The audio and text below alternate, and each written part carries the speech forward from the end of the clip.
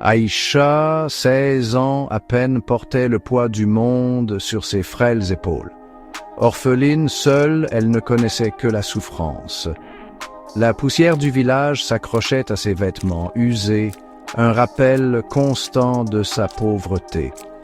La faim lui rongeait l'estomac, une douleur familière qui ne la quittait jamais vraiment. Chaque jour, une lutte pour la survie. Mais Aïcha refusait de se laisser abattre. Une étincelle de défi brillait dans ses yeux, un désir ardent pour une vie meilleure que celle-ci, marquée par la pénurie. Les anciens parlaient du féticheur, un homme d'une immense puissance qui vivait au cœur du village. Des murmures le suivaient comme des ombres, des histoires de sa magie, à la fois merveilleuses et terrifiantes. Une graine d'espoir prit racine dans le cœur d'Aïcha. Peut-être pourrait-il l'aider, la sortir de cet abîme de désespoir. L'air était lourd, épais de l'odeur de la fumée de bois et des rêves inassouvis.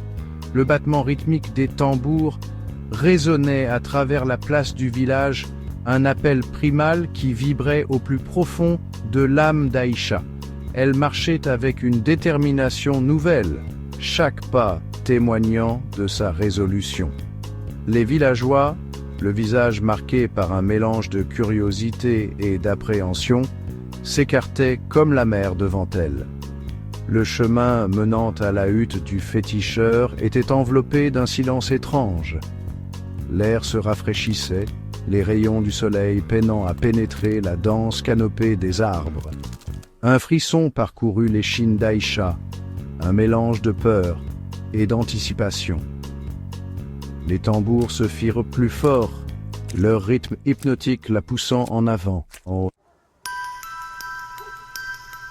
La hutte du féticheur se dressait devant elle, témoignage du temps et des secrets. C'était une petite structure modeste, mais une aura de puissance en émanait. Le cœur d'Aïcha battait à tout rompre dans sa poitrine, comme un tambour contre ses côtes. Elle prit une grande inspiration, se préparant à la rencontre. Il était assis devant elle, le féticheur, ses yeux anciens et pleins de savoir.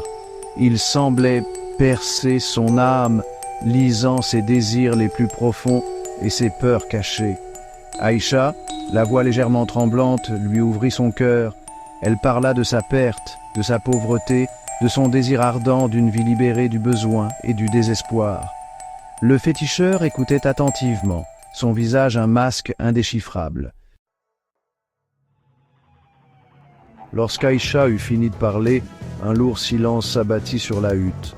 L'air crépitait de promesses tacites et de dangers cachés. Le féticheur parla, sa voix un grondement sourd qui semblait ébranler les fondations mêmes de la hutte. Il pouvait l'aider, dit-il, mais le pouvoir avait toujours un prix. Qu'était-elle prête à sacrifier? Un nœud de peur se serra dans l'estomac d'Aïcha. Les ombres dans la hutte semblèrent s'épaissir, se tordant et se contorsionnant en forme menaçante. Le féticheur soutint son regard, ses yeux perçants, son âme même.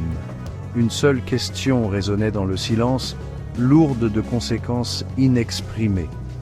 Était-elle prête à payer le prix du pouvoir qu'elle désirait ardemment?